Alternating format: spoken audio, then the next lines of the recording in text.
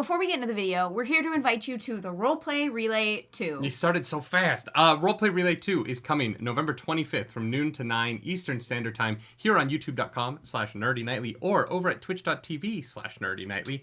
Gonna be on both places. Yeah. You can watch where you prefer your ads to hit you.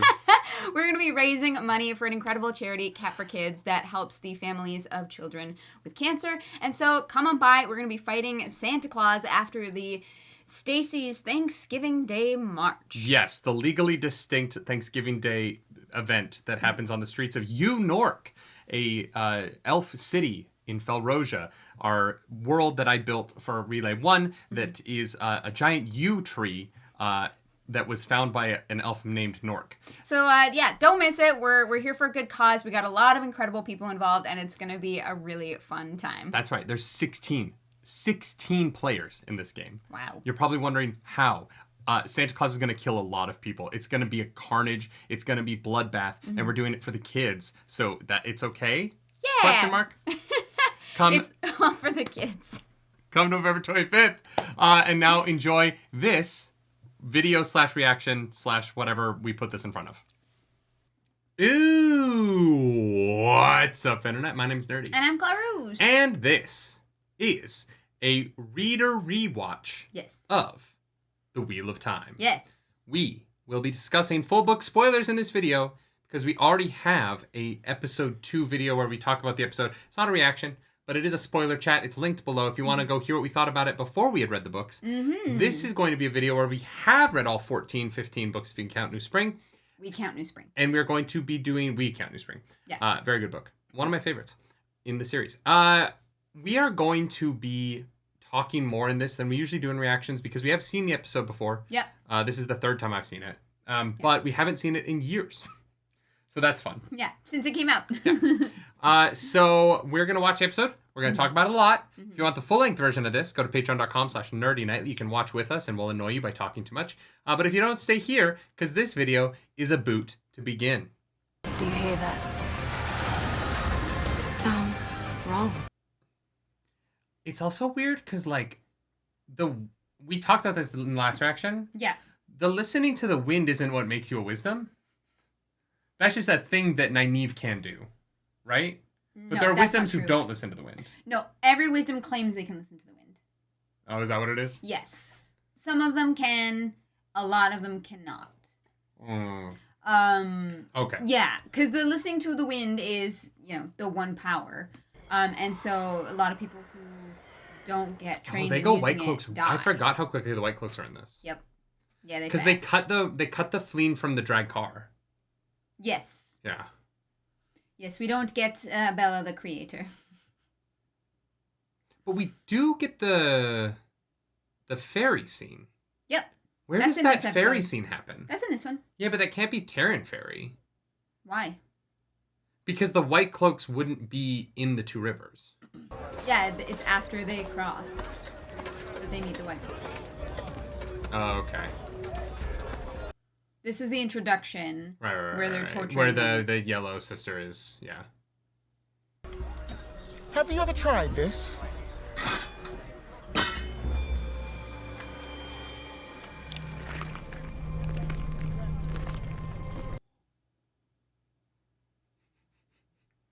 Why isn't Billy Boyd singing next to the table?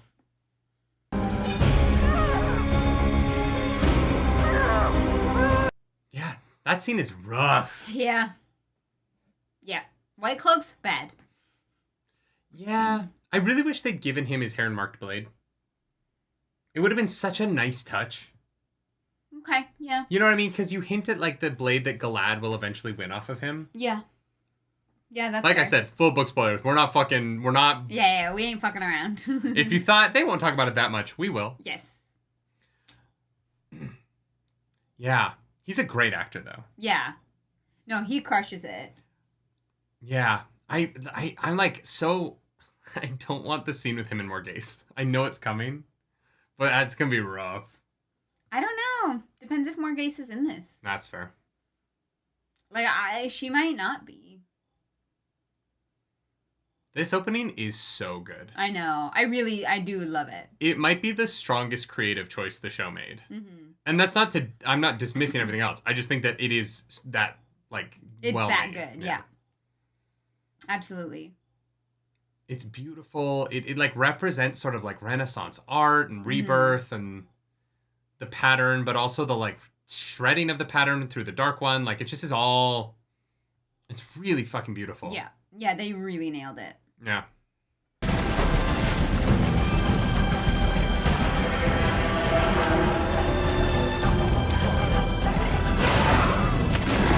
great. It's actually where Arwen comes in and just sweeps all the Trollocs away. I really hate that they have the Trollocs running across the water like that.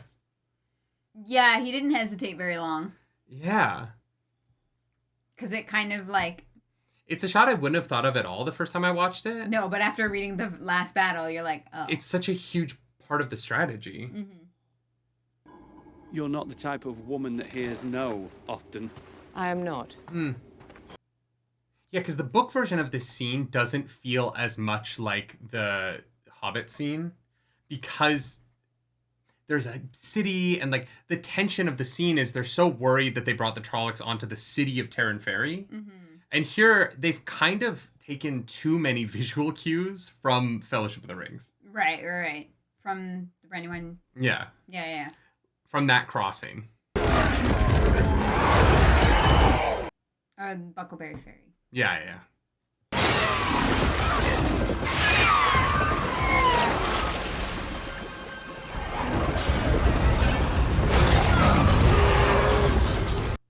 You also kind of lose the like fun one power moment of hiding from the Drakkar, right?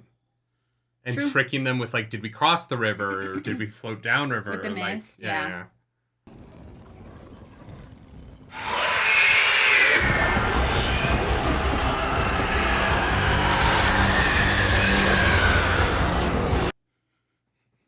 Still, like, visually, the fades are spot on. Like... Mm-hmm. No! It's the only way to get my son across! You gain this, though, right? Like, you lose kind of the magic moment of the mist and the hiding, but you get, like, this man just wants to save his family. Yeah. Even if clearly it's impossible, right? But that doesn't matter to him. Yeah.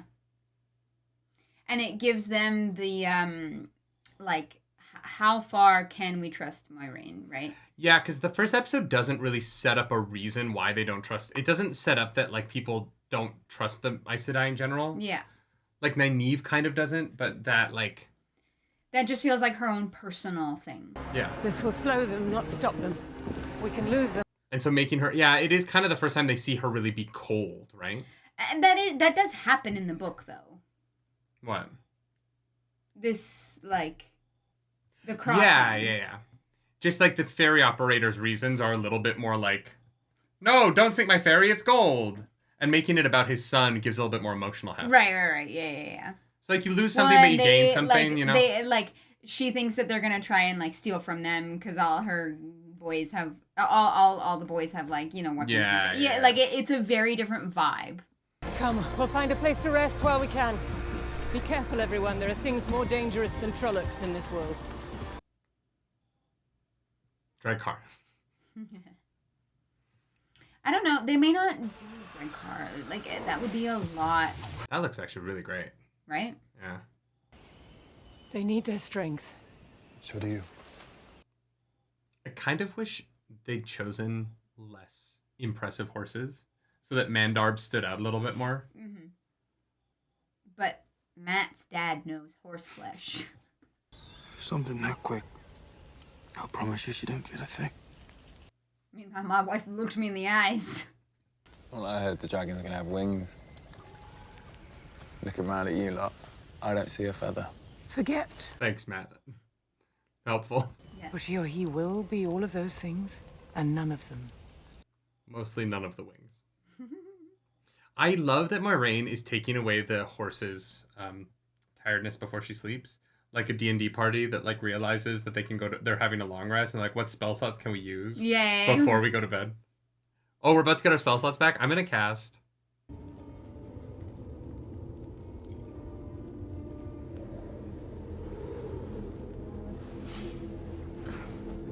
There has to have been a less creepy way to do that. I know. You know what hasn't really been established is who can see the weaves. Like, obviously, we as the audience. That isn't established until the last episode to hide that Rand can channel. They hide that the whole season so that it's confusing for the who is the dragon plot. Made by the Aes Sedai to end Arta Hawkwing's siege of the White Tower. And what are they? To not kill, to not lie. Exact verbiage. Why would she know the exact... Like, why would she know that? I don't know. 1. To speak no word Oh, that she doesn't know. Cool. extreme defense of her life, or the life of her warder, or another Aes Sedai. Or against Shadow Spawn. True. It is the other thing, right? Yeah. It's your mind, and how you use it, that will mean much more in the battles to come. And how you can see the future in your dreams and Helpful. discover lost talents and... Surrender. Let yourself drift. Drift. It's the wind that listens to you. It's a great line. I know, yeah. I love The scene that. really works. Well, and, like, I get why they do the pushing into the river in episode 1, because it Yeah. literally immediately, like, comes into play here. So, And I think it's great. This allows them to visualize it in a way that I think the, like, black... The flower bud is in kind the void of... would have been hard to do visually. Yeah. Because it just would have been a CGI scene. And obviously Yeah. the weaves are CGI here, but the stone isn't, right? And then the way that it impacts the stone isn't CGI. Or is CGI, but isn't... you know what I mean? Yeah, it's not completely just... I forgot about that.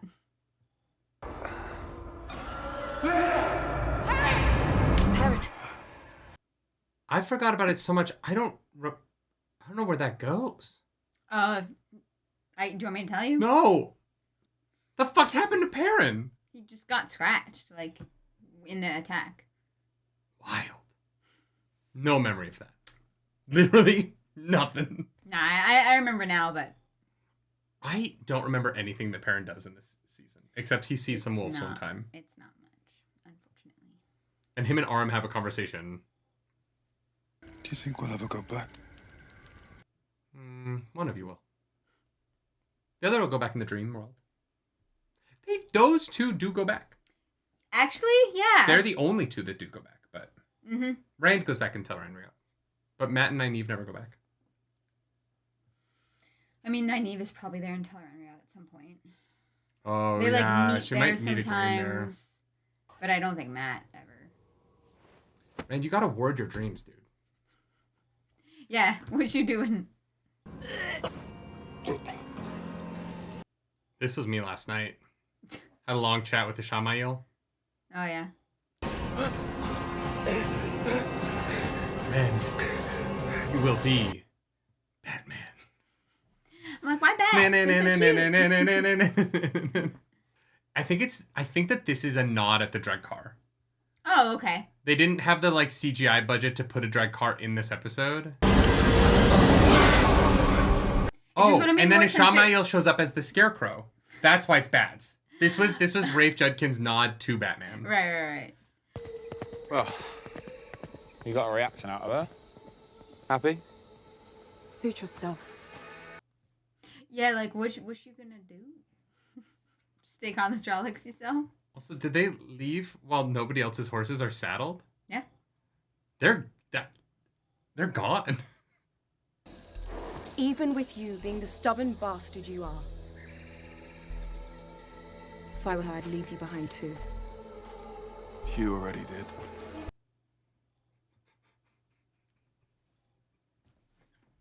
As soon as that reason's gone, we're as good as dead. Till then, the lady does shoot fireballs, so let's try it. Matt does have a point. No, he does. I just wanted them to get on their horse and be like, does anyone know where they went? Which direction? Yeah. Like, you get saddle your horse pretty quickly, but it takes a second. Whitecloaks. Lan, you let them get this close. You're slipping. Yeah. Do not mention the White Tower or Aes Sedai. I am a lady from a fallen house.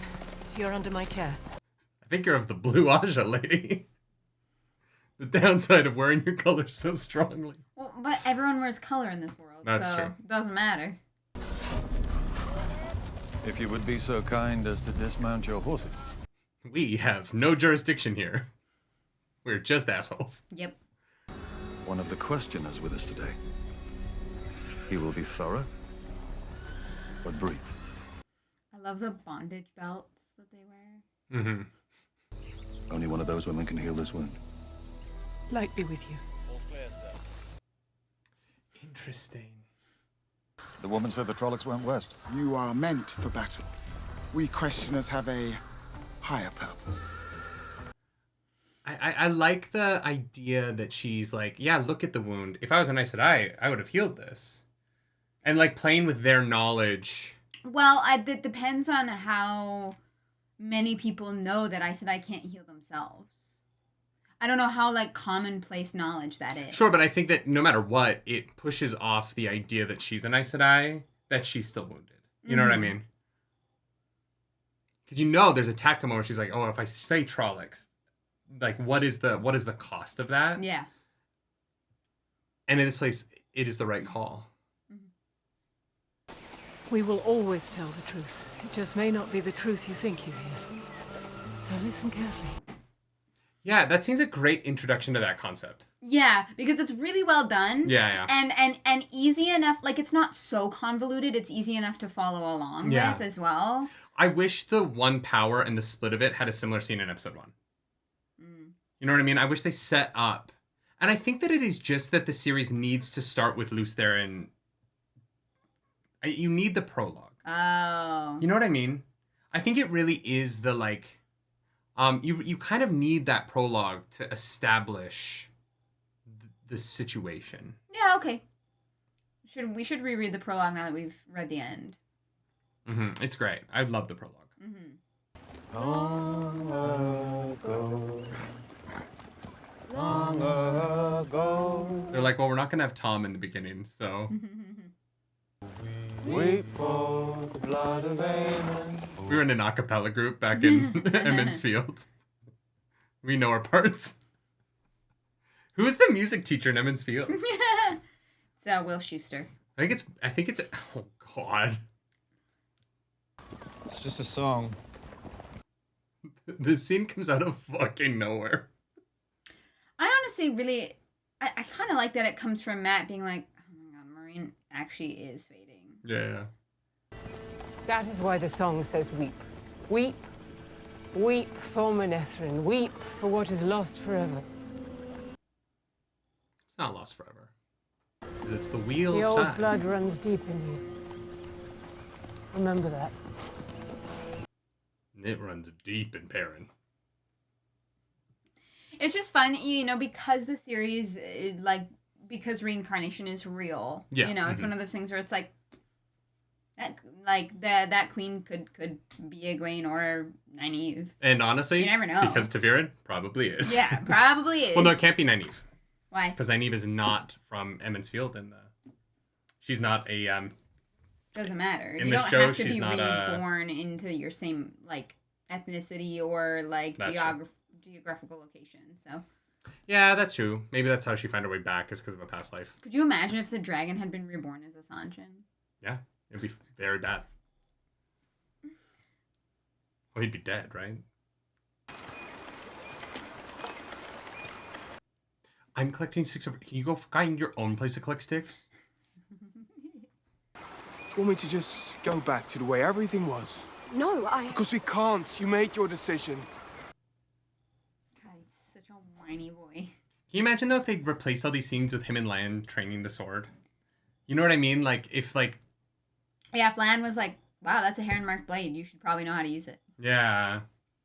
Like, after this season, they're going to have, like, 2 conversations again in the rest of the series. There's, like, real relationships that are important that need to be built up. You know? Yeah. I really hope that is just gone in season 2. You know what I mean? I hope that, like, the... CW-ness? Yeah. Yeah.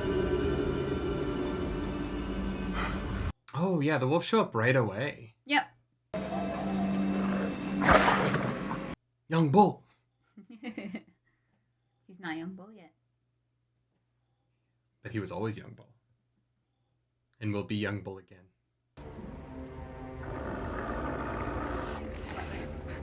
It's just so not a wolf. I know. That it's so funny. And it's fine. It's like a small dog. Yeah. I've seen huskies bigger than that. And it's fine. Like, I don't It's fine. care. It is very funny that, like, yeah. they're like, the wolves came. And it's like, well, a couple of shepherds, maybe. I don't know. They were wolves. Yeah, it's fine. And I get it. The CGI of the direwolves in Game of Thrones made them prohibitively expensive. Like, I understand why you would do it. It yeah, just is it's like, not worth it at that point. And you know that the wolves are going to be in so much of it that, like, don't set yourself up to have that crazy expense. Yeah. Just be like, these are wolves. And the audience is like, okay, those are wolves. Yeah. I went to a wolf commune, like a sanctuary where they rescue wolves that have been held in captivity. Because they can never really be put back in the wild. Yeah. But they do their best to give them a normal wolf life. Yeah. And the wolf there was like, an average one was past my hip. Yeah. Like, and I'm 6'4". Yeah, like, they are so large. Yeah. It's shocking the first time I saw a real and wolf. so much, like, thicker. Yeah. Like, yeah. You have to move. Up. Lan, you're fucking dropping the ball here. Yeah. How are we ever going to get Malkir back? If you can't even Your watch scouting a abilities. square kilometer...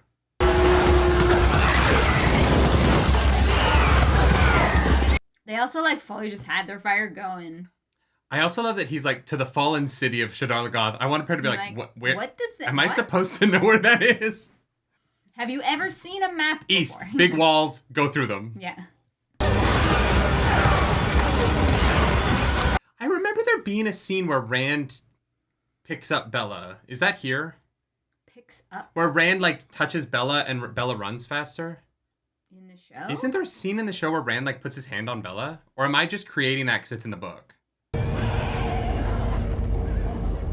This really is such a good visual. Yeah. That they stole from Maze Runner. I'm kidding. That's a joke. Trollocs won't follow us inside. For a good reason. Why? Don't worry about it. Yeah. Just don't touch anything and don't breathe the wrong way. Everything here is cursed, and if you steal it, it will kill you. Mm-hmm. That's all you had to say. Yeah. To be fair, don't think they knew the specifics. People don't really go inside. That's true. Yeah. A couple of things.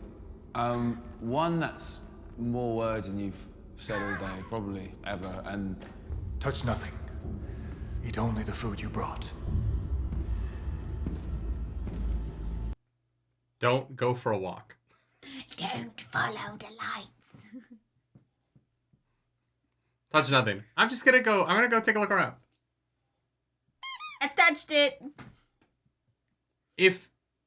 And this is where, like, I would survive in a horror movie, but horror movie characters don't. Mm-hmm. If someone was like, hey, this place is so evil the Trollocs don't want to be here, I'd be like, okay. I would not want to go look around. Okay, I'm going to stay right where I am, in sight of everybody else. I would not sleep. Do not leave me alone. I'll sleep when I'm dead. Yeah. I would take my sword out, and I would be like, hey, can you teach me how to use this, please? It's time to learn. The visuals of Shadar Logoth are great, though. Oh, yeah. So good. There's a lot of purple in this shot. I love it. Mm-hmm. These 4 idiots. They're supposed to save the world? Oh my god, I just want to be alone. Stop following me. I am trying to respect your decisions, but you will not leave me alone, woman. To save my life. Or the life of someone that I loved. They do set up that he knows how to use knives early on. It's a nice touch here. Mm-hmm. And having this emotional moment, tying this into Layla. Mm-hmm. If you ever got into any trouble, it would probably be my fault. Although, to be perfectly honest, I can't see how anyone could reasonably blame me for any of this. My parents will be over at yours, checking on them. Rand's and Egwene's too. Well, They're not dead yet. yeah.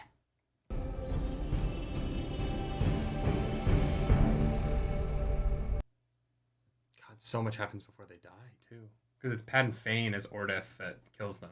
Yeah, but with the Whitecloaks. before- That's, yeah, fuck. Yeah.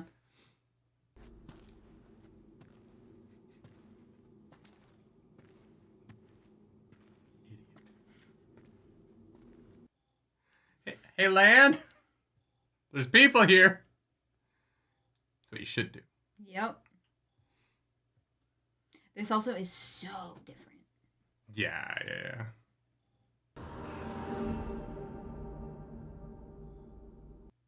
Don't touch anything.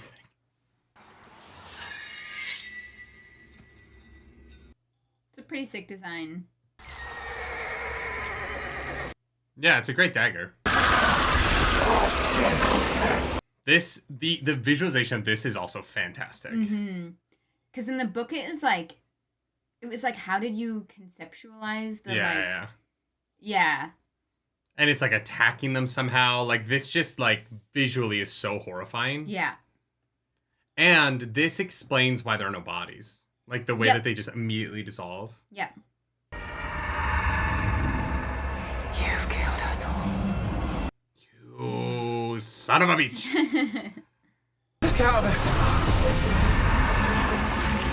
Go! I'll find you. Paranormal are like, what about us? Yeah.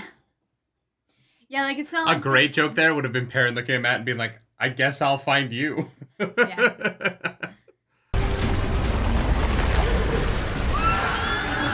Yeah, I like the interpretation of this visualization. Yeah. And despite the fact that these scenes are shot in the dark, everything is so clear. Yeah. Like I think like the visual these visuals are so commendable because it can be so hard to tell a story like this at night. Yeah. And the fact that they pull it off is really something. Yeah. Ow.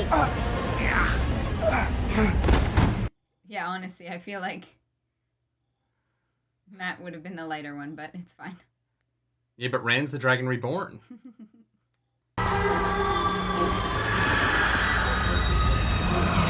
It really is insane that they think to run up those stairs, not knowing if there's a way down.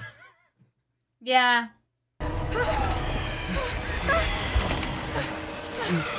Yeah, this just looks great. Yeah. And it like the lighting and the way it's shot is just so successful at telling the story of Shadar Logoth. Yeah. I think thus far this is my favorite sequence. Rewatching it, Oh, yeah. Yeah. it works, right? Yeah. And honestly, you don't need the added threat of them also running from Trollocs. From the Trollocs, I know. And I was just thinking that, like, it's okay that the Trollocs come into play after they leave the city. It's, like, It's in the fun book. in the books. Yeah, in the book, it's fun that you see that, like, Shadar Logoth, like, Matt Shadar doesn't, like, discriminate between who's who or whatever. Yeah. It just, like, kills without mercy. And the fear that they also have of it. Like, it does... But, like, for, like, a clear, clean sequence... Yeah. This And the is so tension well doesn't done. need to be higher. That Yeah. horse death is so violent. Like, Yeah. Yeah. No, it really works.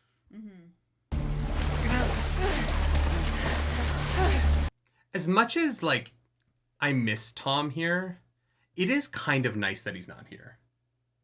Okay. You know what I mean? Like, for a TV show, the amount of extra time that would have been taken in these first 2 episodes to set him up and what his whole thing is. Yeah. If you don't take me to them right now, I'll slit your throat. It just, like, I get it. I get what they're trying to do with it. But, like, the fact that she finds them in that moment is so insane. Yeah, I know. Because even if Morraine has a tell, which is, like, I will We'll get to that. cackle when it happens because Yeah, it really yeah. does. It's the dumbest line in the series. Yeah. She didn't track them into Shadar Logoth and out, right? Nope. And so, like, where are all the Trollocs? Like, there's so much about this that just is, it's insane that she just shows up here. Yeah. It's fucking crazy. Yeah, no, it is. Yeah. Yeah. And it's not better on a rewatch. No. It's fine because we move on from it, right? Yeah. It is just what it is. But like, Until later. as a like tease for the next episode, you're like, what the fuck? Like, and I don't think it bugged me as much the first time I watched the episode because I was like, oh, Nynaeve isn't dead. Yeah. But like, all of it with the Nynaeve stuff is so convoluted. It's unnecessary. Everything they changed about Nynaeve isn't necessary. Yeah. Doesn't really work for me, to be honest. Yeah. What a weird way to end an episode, too. Yeah. Surprise! That character that you thought died last episode, they're trying to set up a memory of light. They're like, look, a memory of light is nothing but fake out deaths, so we need to set up early on in the show that this is a series that does fake out deaths. Yeah. They are not dead until you know it like without any excuses. Yeah. They are absolutely 110% dead. But also insane that they do 2 fake out deaths with the same character in one season. Because we get Nynaeve's fake out death in the finale. Yeah, but that was just because of COVID, right? Right. No, I know. But like, if you're rewriting the finale because of COVID, you know you're not getting Barney back. What are we gonna do? You're like, hey, we already did this one thing once this season. Why don't we just do the same thing again? Like, just fake out that Egwene dies. Yeah. Like they should have flipped it for the finale. Mm-hmm.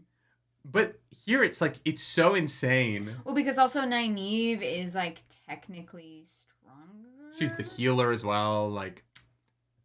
Yeah. So if Nynaeve brought Egwene from the brink of death. And they set her up as being a healer. Yeah, like if she could like do crazy things, it is kind of a missed opportunity because they don't do that, right? Like there should have been, it was a missed opportunity. I think the magic tears will never come back, and I'm fine with that. I think it's just gonna be much like how Eye of the World has stuff that never comes back in the rest of the series. Yeah, you know, like in the book, like Morraine prior to this, like earlier in the day, because she's not poisoned. By a dagger here. Or she's poisoned after this. Huh? Why does Nynaeve need to heal Morraine in the... No, she doesn't. She's just fine. Nynaeve sneaks up on them after this. But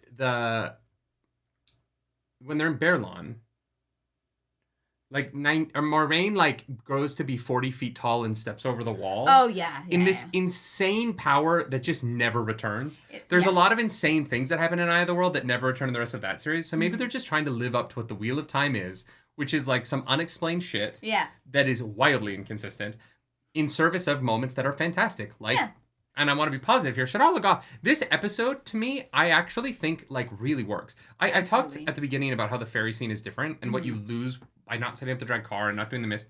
But the emotional life of the ferryman and not making him just greedy is actually more interesting in my opinion. Yep. And I think that that's a nice gain. I think Shadar Logoth is handled really well. I think that Lan in this episode really like has a lot of different variety and I think that you see a lot from him. And I think that I'm reminded now watching this why the Morraine and Lan stuff dragged me into the show and why the kids stuff didn't. Yeah. Right? Yeah. And the CW is just like it's not as strong as the stoic, very like textured relationship of Morraine and Lan. And they're just fantastic together. They have this like it looks like they're in season 6 of recording a show together. Yeah. They know one another so well. Like they really do feel like they have this bond. An unspoken communication at times. It's really something to see. It's well played for sure. It's funny, like the CW-ness, like when we first watched the show, obviously like we didn't know that it wasn't in the book. Like we didn't really know, we didn't understand how much was like added in. And now having read it, it does really stand out. And like it's definitely not what I would have done. It's not like my preference, but I feel like they were trying to make the show more, maybe this is the wrong word, I don't know, but more like generalized. Like you get the people who like the magic stuff, and you get people who like the, you know, hot fantasy drama and the dating romance life of the show, because like that's not a part of the book. Like it's just not. And they were like, but well, it isn't that like Rand pines for Egwene? And yeah, like but that's not the same thing. Well, no, but my point is that like by making their relationship post-sexual in that they have experienced coitus together. Yes. Or and that they have a level of comfortability with that. Mm-hmm. It implies a level of familiarity that I don't think they are playing very well. Yeah. Like they feel like they've and I think it's in the writing, right? I think that the writing has them both doing a will they won't they and also having had sex for long enough that they don't talk about sex before they have it. Yeah. Right? Like they're comfortable enough having sex with one another that they just kind of go into it without any sort of pre or post-amble about the sex itself, which means they've done it a number of times, right? The scene where he comes out of her bedroom, and maybe I have read that scene wrong all this time, and I thought they fucked in the kitchen, but they actually do fuck in the bedroom and then come back to the kitchen naked, which is still a weird thing to do in your parents' house. Yeah. I think that the scene, the idea of them having had sex enough that they can wake up after having had sex and not discuss it implies a number of times that in this time period without birth control is a risk of having kids that like doesn't mesh with how little they seem to want a future together.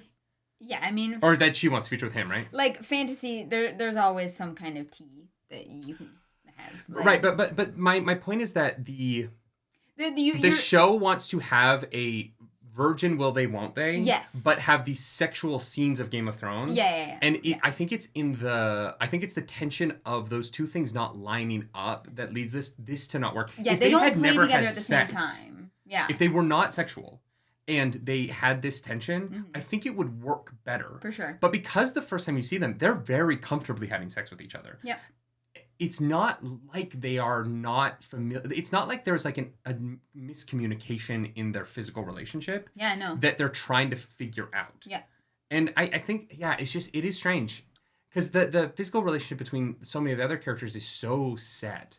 And is written with a little bit more of a shorthand. This episode has an excellent scene between Morraine and Egwene, which I think is preceded by a very awkward way of waking her up. I don't know what Morraine was doing there.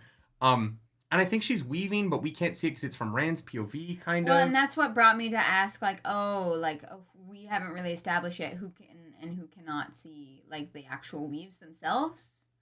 Yeah. Yeah, so that was, like, a little bit confusing. Because, it looked so awkward. The bridge makes that confusing because it seems like the bridge sequence, we are from the four of them's POV, because they're the ones who are horrified by it, right? And typically, like, the camera POV is the character who's having the emotional response to what's happening. And in that scene in particular, like, you see the weaves the whole time. So it does... The show hasn't established that in order to hide Rand. Yeah, it's also, like, that's going to be so incredibly complicated because, like, they could have just, made everyone can, like, see the weaves because we as the audience can, but that, like, undermines so much later stuff within the books. Like that. Well, but the boys can't see the weaves. Huh? The show will establish that the boys can't see the weaves. It's just that it hasn't been established yet. Yeah, I just mean, like, they had, like, this concept is it's tricky because of what it means for the later on stuff. Because they could have made the easy decision and everyone can see them, and that messes things up way down the road. That there's stuff that then literally just doesn't work. Well, and I think that, like, they have this weird line to walk. I think that this episode has that again, though. Like, I think the episode does kind of confuse its audience a little bit unnecessarily with the cutting off of the hand scene, because it's one of those weird things where the Whitecloaks in the books who act like that are all evil, are all like dark, are all by the Dark One, right? And Eamon Valda isn't this character, and like this just isn't who he is at all, right? First of all, he's not a questioner in the books, right? He's none of these things. He hates the questioners. Yeah, he's deeply, or at this point, probably deeply mistrustful of them. Well, and that's why it seems like he's going to be also Asunua. Like, he's going to be those two characters. Yeah, but the weird thing about that here is that you've established them as evil, and that isn't what they are, right? I mean, the questioners are never anything but evil. And so if Valda is a representative of the questioners and not the Whitecloaks, I think that makes sense.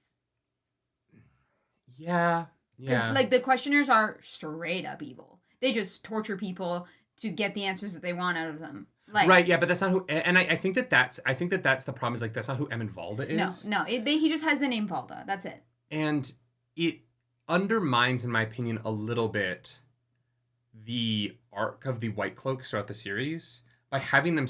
By introducing them this way... You've introduced them as not being fearful of Aes Sedai at all, and of being way too informed about the Aes Sedai. Like, they're like, oh, they dispatched 8 Aes Sedai from the White Tower, and it's like the Aes Sedai. When we were introduced to the Whitecloaks in the books, they are like zealots against the concept of the One Power, but they're so fearful of it, right? And that's just so lacking in the show for me. And so it establishes them as having a jurisdiction they do not have. This episode kind of Lance says it. He's like, this isn't your land. Sure. But I mean even a jurisdiction in their comfortability with the way that they behave, right? The first time we are introduced them into the books, it's in like a town where they're barely tolerated, right? Right, people hate them. And... so they do flee them at the end, but it's because something bad has happened with the One Power there, and with the Trollocs show up in the like there's a problem in the town, and it's blamed on the Aes Sedai, and so the Whitecloaks are able to seize on that to have power in the moment. Yeah. And so you see how like the corrupting influences on the world are giving power to this extremist group. Yeah. Whereas here it just sort of seems like they're kind of doing what they want already, and that's fine. It's a different interpretation from the books, and it's this show's interpretation. But I do wonder, as we move forward, as we get into like Pedronile, like is Pedronile going to be a villain? Because he does villainous things. I'm not saying he's like a saint, but like, are we going to and I guess maybe Jeff from Bornhold here is a little bit more complicated, but I don't know. The way they're introduced in this way. I think season 2 is going to have like Bornhold be like kind of like try and be a good guy at Falma, right? Like, and there's going to be the Bornhold side of it and the Valda side of it. Yeah, I guess I feel like if the Whitecloaks are just pulling people aside on the highway, willy-nilly, that's the like, easiest place they can, yeah. Right? There's no highway patrol. There's no like guards, right? They're just when succeeding at it in a way. They're like, the fact that he's taken 8 Aes Sedai is wild to me. And 7, that is enough that the White Tower should be fucking them up, and they're not. And I think that's what I don't get. I don't get like what the political situation is where the Aes Sedai are allowing this to happen when they have so much more power than the Whitecloaks. I understand what you're saying. And so like the fact that they're just like run amok, killing women. When like they don't really have the support of anyone except like one of the like. But not the country they're in right now. No. Who is it? It starts with an A. There's one country that kind of is like, yeah, sure, Whitecloaks, you can stay here. Like, then that's where their like base is, and I can't remember what it is. I just think that this establishes them as being like, if this one guy who is not the leader of the Whitecloaks, if this one guy has taken out 8 Aes Sedai, it seems like the Aes Sedai and the Whitecloaks are at war with one another. Yeah. And that isn't the state of the books ever. Like, they hate each other, but we actually never see them at war. We get close one time where Egwene, like, scares Dane Bornhold away, right?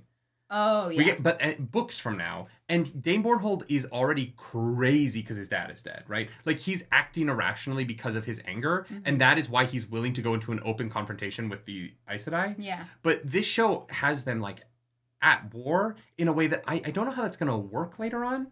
Like, I don't know, in a world where the Aes Sedai are straight up fucking killing, the Whitecloaks are killing Aes Sedai on the side of the road, that Galad can become a Whitecloak and still be in the good graces of his sister.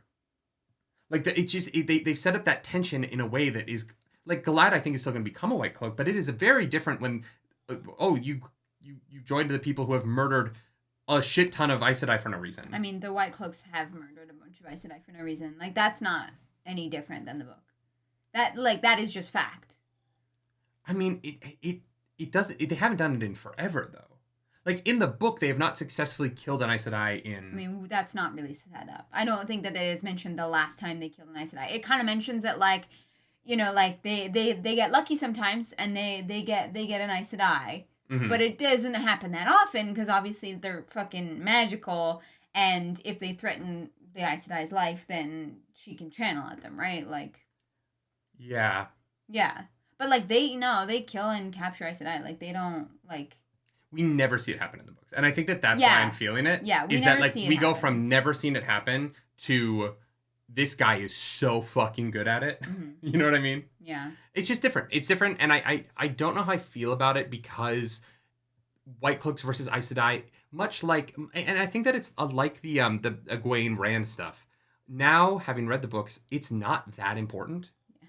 You know what I mean? Like the Whitecloaks killing Aes Sedai isn't really what they do in the series, and their mistrust of the One Power leads them to be a kind of person that is important to the series. Yeah. But they're not Aes Sedai assassins, and that isn't what the show that isn't what their arc is in the book. And past a certain point, they interact with almost no Aes Sedai until the last battle, and so this is setting them up on a trajectory that is at odds with like narratively, and what's going to be interesting about their narrative trajectory is at odds with what they actually end up doing.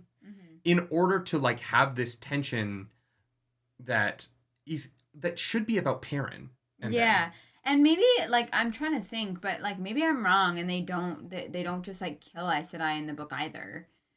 Cuz like I'm trying to remember because we see the Whitecloaks run into people with Aes Sedai or Aes Sedai, and like they're definitely like it's like there's like suspicion there, and like you get the idea that if the Aes Sedai was like alone and maybe not with an army, that the Whitecloaks would like take them.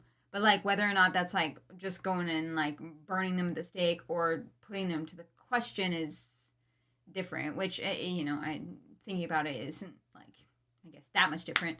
We're gonna torture you until you like admit you're a dark friend or die. Like the those aren't that different, I guess. But I'm now trying to remember if there's any like instances of like.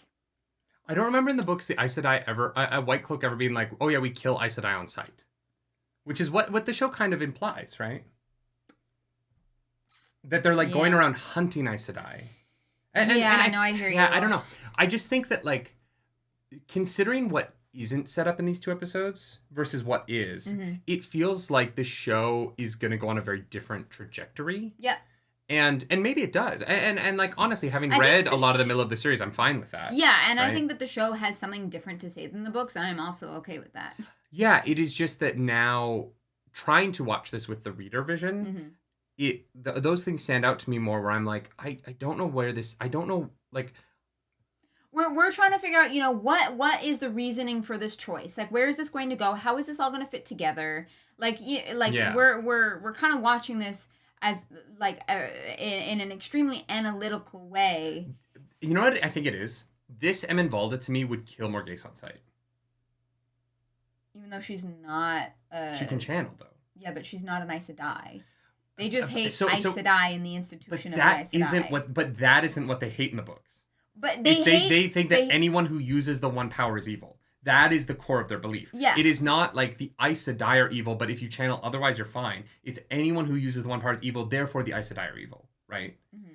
And so he would... I don't know. It's well known that Morgase trained at the One Tower. Like, that is a commonly known thing. In the books, they know that she trained there, right? Pedro Nile says it to her. Eminvalda says it to her. Yeah. And so I think that, like, this character is just so different that it's almost like why even call him Valda? Like, I think that he should have been called a Sunawa. Yeah, that's fair. Because it suits who he is more. Because Sunawa would have killed Morgase on sight if he was allowed to. And I don't see any Eminvalda in this character. He doesn't seem like a swordsman. He literally says, "I'm not built for battle." Like it's almost like they put the wrong character name on him. Yeah. And I think maybe that is what I'm ultimately reacting to. Is it just feels like just call him a Sunawa. If he's gonna be a Sunawa, have him be a Sunawa. Yeah. Like this isn't. There's nothing here related to that character except that. Nothing. There's nothing there that I would say feels like Valda. Yeah. But he does feel like a Sunawa. He feels like a character that exists and is important to the story. And so it's like, I don't want to watch Galad kill this guy with a sword. There's no value in that. There's no there's no physical fight between those two men. This guy is not a fighter. Yeah, Galad fucking wrecks him. Right? So like, if you're not... He's like, we're not built for fighting in battles. We're more important than that. I'm like...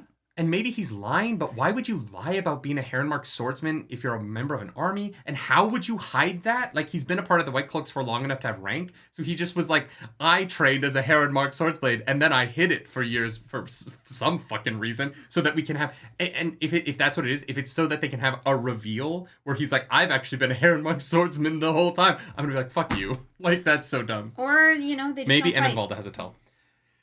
It's one of my favorite moments in the whole series. I know. And losing that moment sucks. I know. Because it's the moment where Galad goes from being like one of the dumbest motherfuckers in the series to being a legitimate, like, complicated hero-esque side hero character. Yeah. Right? It is so good. Yeah. It is it's like one of my favorite things I've read. No, I hear you. It's the best 15 pages in the whole series to me.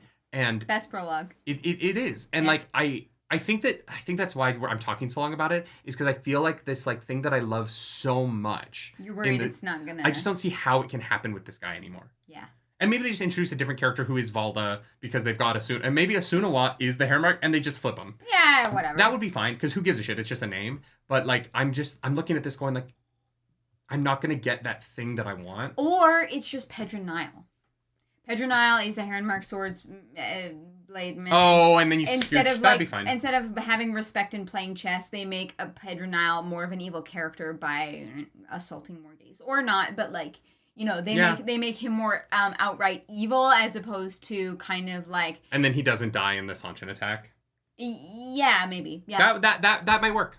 There's a way to do it. I just think that I'm reacting to this now from oh, there's so many things that like can't happen if this doesn't. I know. Yeah. Well, and it's interesting to talk about, we're not like, oh, well, we fucking hate this because it can't be this. Like that's not what it is. It's more of a like critical breakdown. Yeah. I also think like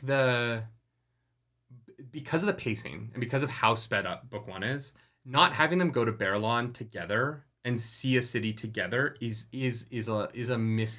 It's a bit of letdown. Yeah, I hear that. It's interesting. It's not the worst thing ever, but like it's fine. You do kind of miss the like,